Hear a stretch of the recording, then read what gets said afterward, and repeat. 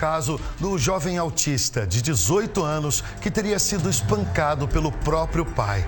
O suspeito passou por audiência de custódia hoje pela manhã. Pois bem, a prisão em flagrante do pai foi convertida em preventiva e ele vai para o presídio do Roger. A Poliana Sorrentino conversou com o advogado dele e traz as informações. Vamos ver o que o advogado disse. Poli.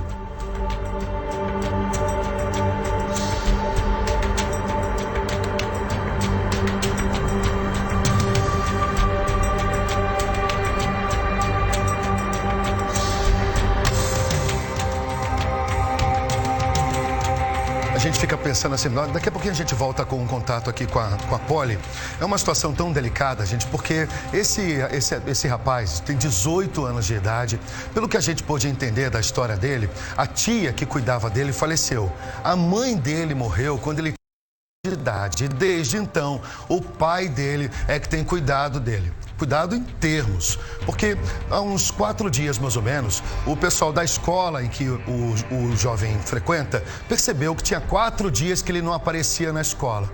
E já havia alguns sinais de agressão e todos aqueles que trabalham nas escolas são muito atentos a esse tipo de situação, esse tipo de comportamento. A gente quer saber como é que tá esse jovem, como é que vai ficar agora? Uma vez que ele já tem 18 anos, ele não pode mais ser responsável pelo conselho tutelar. A Poliana conversou com um advogado do pai desse garoto de 18 anos.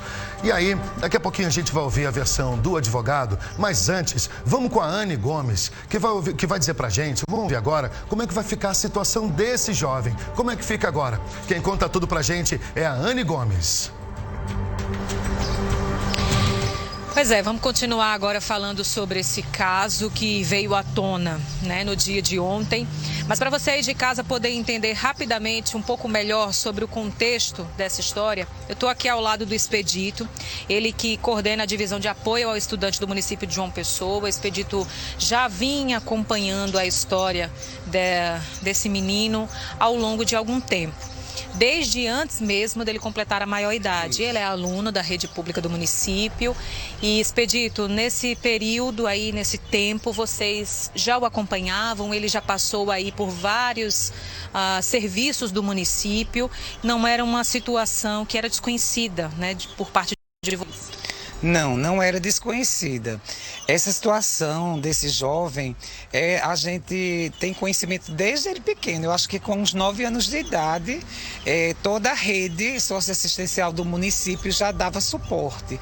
A CEDES, Secretaria de Habitação, Secretaria de Educação, por várias secretarias envolvidas. Tudo que foi possível em termos de políticas públicas foi feito por essa família. Até que chegou o ponto dele ser retirado da família e ser colocado no serviço de acolhimento institucional. E foi devolvido aos cuidados do pai mediante a decisão da própria justiça por conta dessa questão do acolhimento. Isso.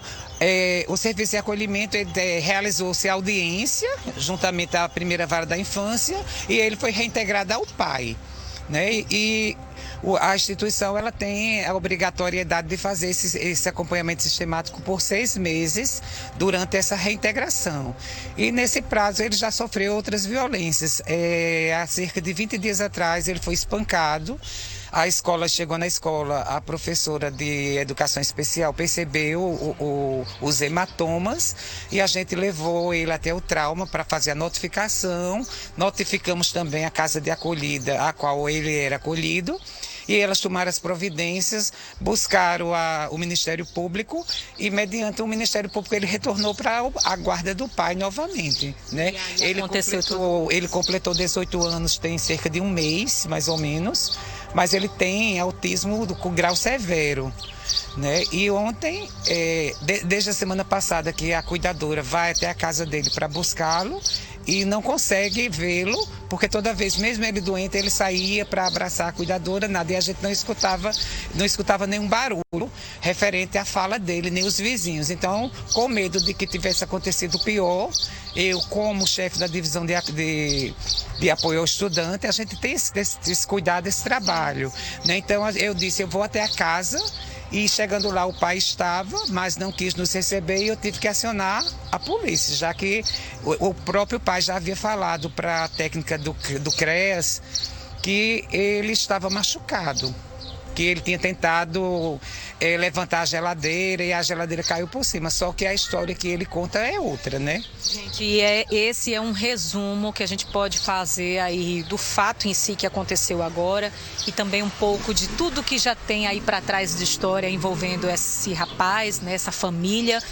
Configuração de família, a mãe dele já é falecida, até então não se sabia da existência de outros parentes, mas parece que essa história começa a ter um novo rumo. Ontem, quando tudo veio à tona, algumas pessoas apareceram, né, se identificando como parentes. Isso agora pode trazer um novo rumo para toda essa história e vocês vão também acompanhar. Isso, não propriamente a Secretaria de Educação, mas a Secretaria de Direitos Humanos, né, e Cidadania, que é a secretaria responsável que faz toda essa parte da assistência, né?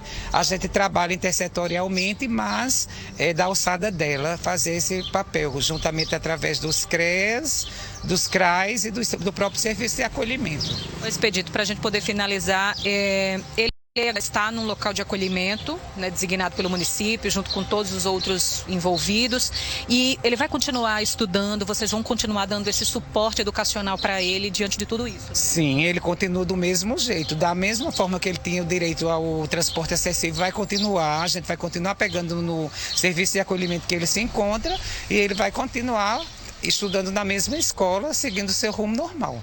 Pessoal, eu sei que eu acabo me alongando, mas prometo agora, para finalizar, quero a atenção de vocês para uma informação de serviço.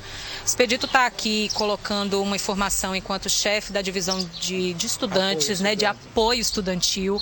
Então, você que tem o seu filho, o seu neto, o seu sobrinho, fazendo parte da rede de educação do município, saiba que pode contar esse apoio, e a partir desse apoio toda uma história de acolhida, né, e de enfim, cessar com essas situações de violência. Elas podem ser interrompidas com a ajuda deles. Isso, eu queria dizer assim, que a população, ela não tenha medo, ela busca, ela denuncia anonimamente, porque a gente, quanto vizinho, às vezes a gente sabe que aquela criança está sofrendo abuso, está sendo violentada, está sendo maltratada, maus tratos, né, violência doméstica, violência psicológica. Então denunciem, porque a gente está aqui exatamente para poder exercer esse direito fundamental que as crianças, os adolescentes e os jovens, o cidadão em si tem, né? Expedito, muito obrigada. Esse contexto ele vale para todos, mas de uma maneira muito mais forte, se tratando aí de uma pessoa com necessidade especial, que é o caso desse rapaz, e a gente segue acompanhando. Eu volto contigo. Obrigado, Anne. Obrigado mais uma vez também ao Expedito que trouxe essas informações para a gente. E então a gente agora vai acompanhar, a gente vai continuar acompanhando esse caso, uma vez que é um jovem de 18 anos. A gente fica feliz que de alguma maneira alguns parentes apareceram, porque por mais que ele tenha essa casa de acolhimento, nada se compara ao convívio com a família. Daqui a pouquinho a gente volta a falar mais sobre esse assunto. Vamos mudar de assunto? Vem aqui que eu quero falar sobre